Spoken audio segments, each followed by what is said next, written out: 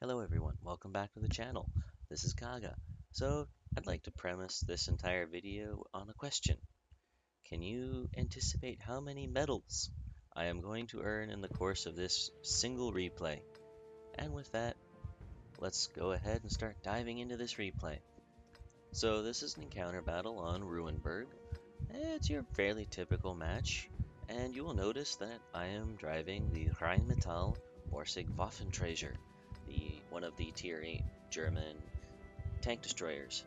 And you will also notice I'm using the 15 centimeter, well, for lack of a better description, derp gun on this vehicle. And you'll know that most people probably would use the 12.8 centimeter because higher penetration, a little more accurate on that gun, faster rate of fire. Most people would say that's the better gun.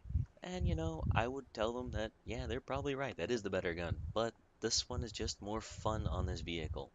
And you're about to see why when I roughhouse this Object 416 and there goes 808 of his health. One shot. Booyah. So the keys with this gun is really just trying to only take the shots that are going to penetrate so you don't give away your position needlessly. And right now, while the gun's reloading, I'm surveying everything in front of me, and I'm getting that kind of, yeah, I think my luck's gonna run out. There's just no one spotting for me, and oh, there we go, 770 damage into the side of the hull of that T-29. I'm searching for a shot on that other Borsig while I reload. Don't quite get it. Allied Hellcat takes him out. Your only friend. Great name, bro. Great name. So now the gun's loaded, and there's nothing to shoot. Oh, crap. Can't bring the gun around in time to find that NOS horn. Oh, crap. Fresh out of friends. Oh, boy. That's a very sad tank destroyer right now, camping his bush. Uh, it's still too early in the match to really go ahead and push up into the center hamlet that you see in front of me. And to break concealment right now, I just don't feel comfortable in it.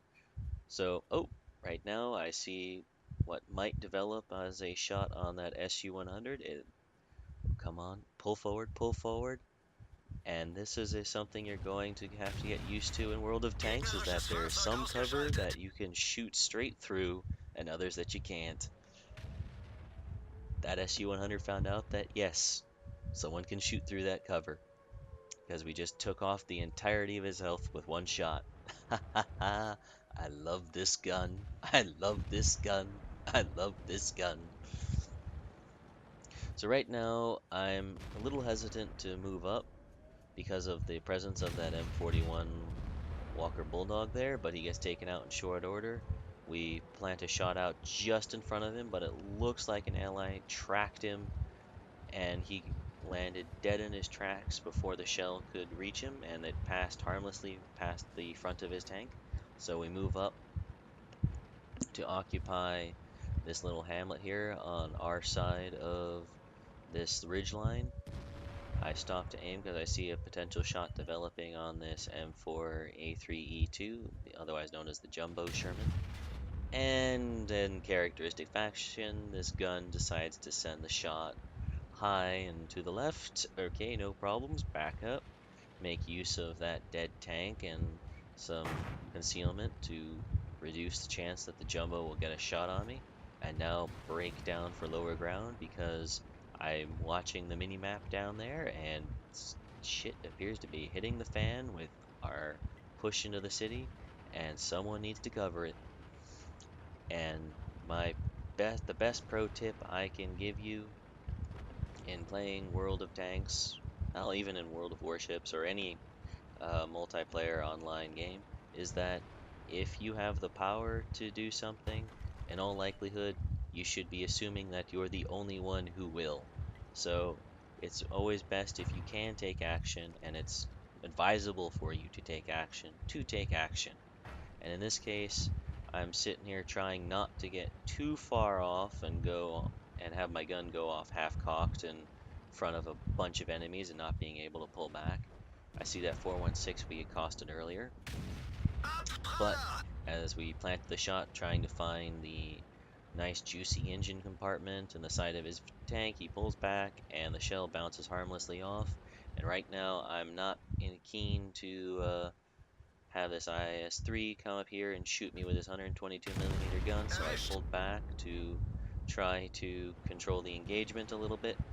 I stopped ahead of the gun being fully loaded so that it could fully aim, so the instant that the shell was rammed into the breech, I could pull the trigger. I turn around suspecting something.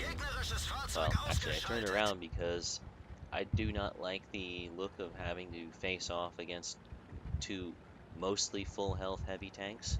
So I'm going to link up with my one remaining ally, granted it's artillery, and try to make a final stand here.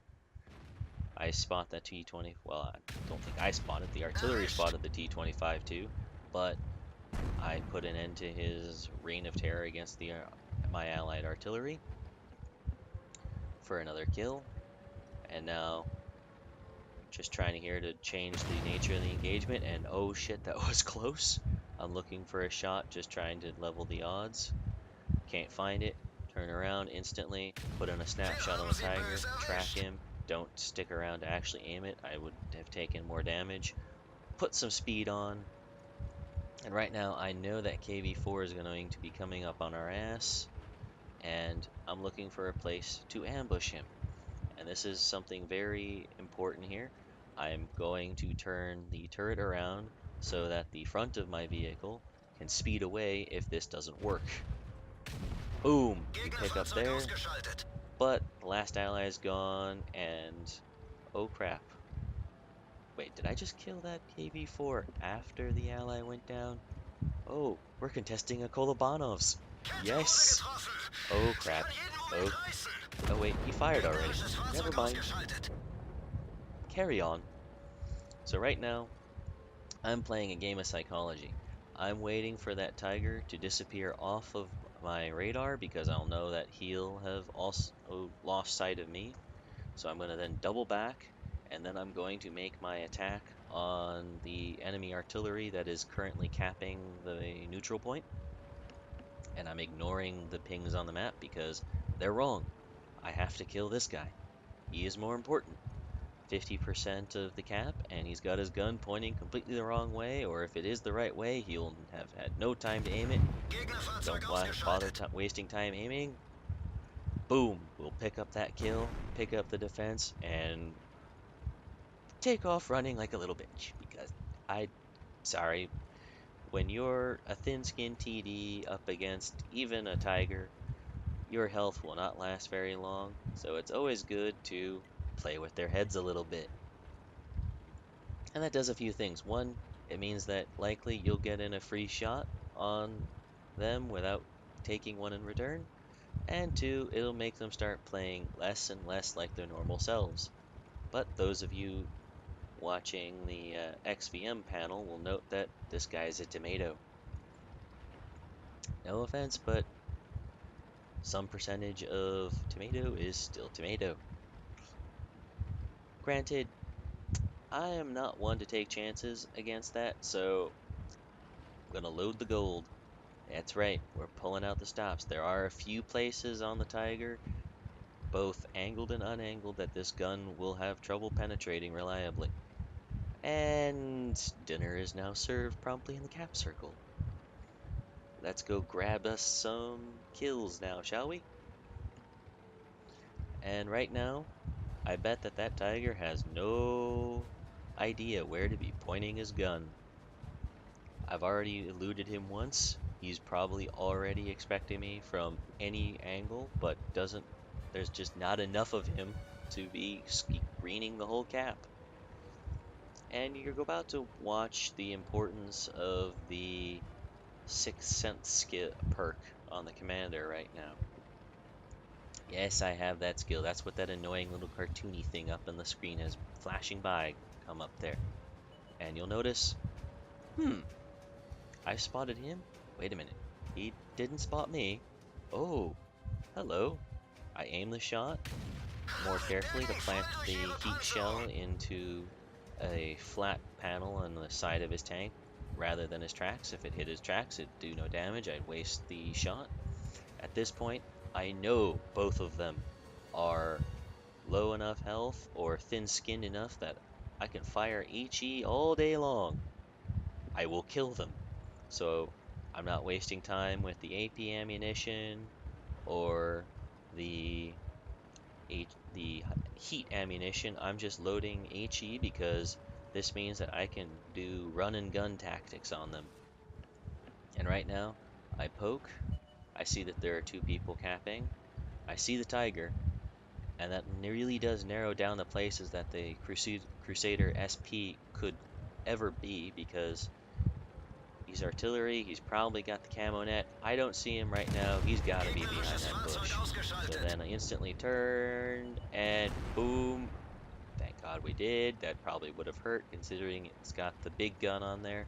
And I run behind him because I know the Crusader SP actually goes faster in reverse than it does going forward. So I'm not going to give him the best fight that he can put out. And we put in that to shell. So I think before we go on to the damage results screens, let's talk a little bit about how or some of the take-home lessons from this game, other than RNG, ammo selection, blah blah blah blah blah, because that's pretty much all well known.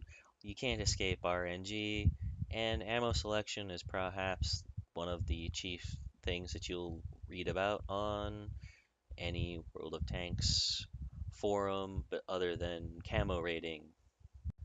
So, without diving into hard game mechanics, let's just talk about some of the more basic things that people can do to start approaching the ability to start getting results like this.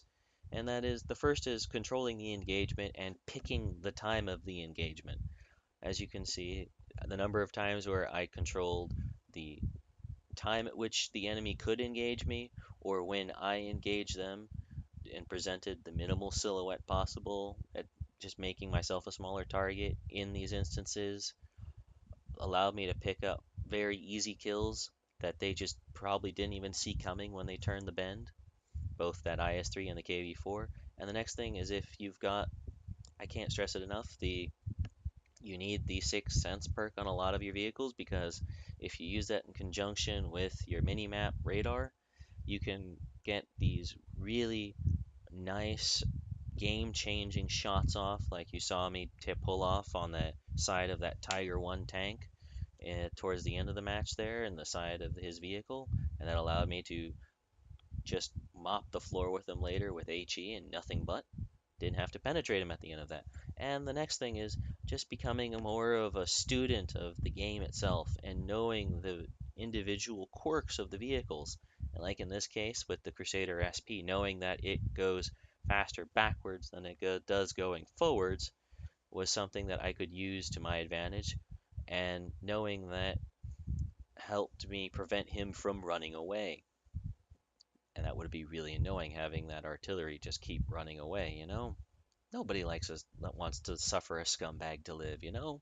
That's just not cool.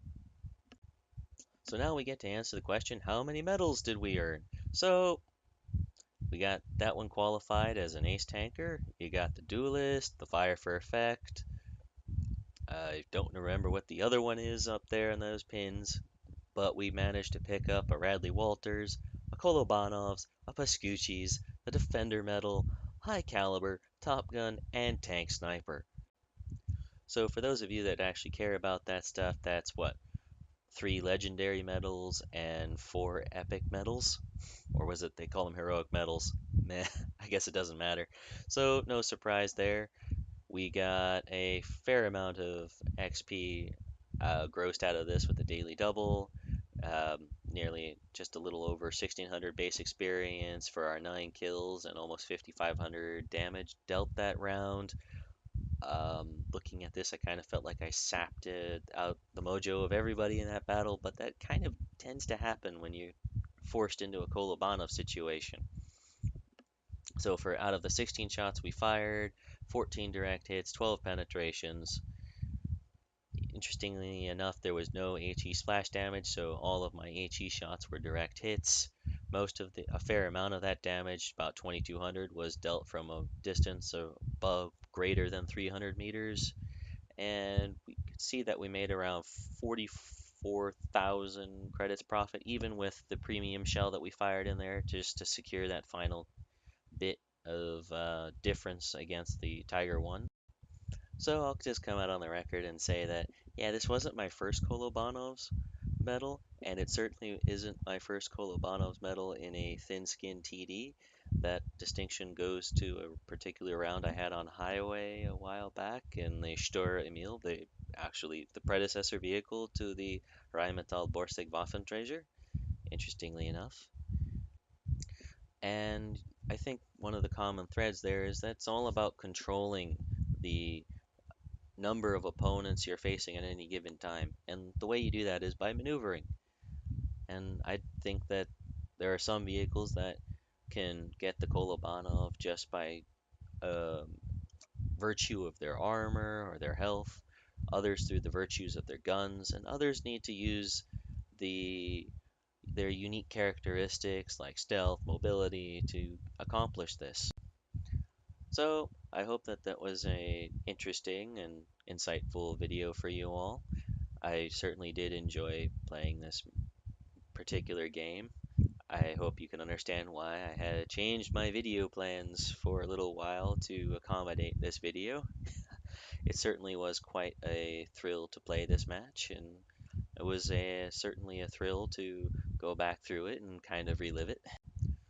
Granted, as I was watching it, there were a few minor misplays on my behalf. I encourage you to go back through this video and try and spot them. Did I do something in this particular game that you didn't quite understand or I didn't fully explain? Please let me know in the comments. I'd love to help you out and elevate your understanding of World of Tanks. If you like this video, please consider giving it a like down below, and please think about checking out some of my other World of Tanks videos.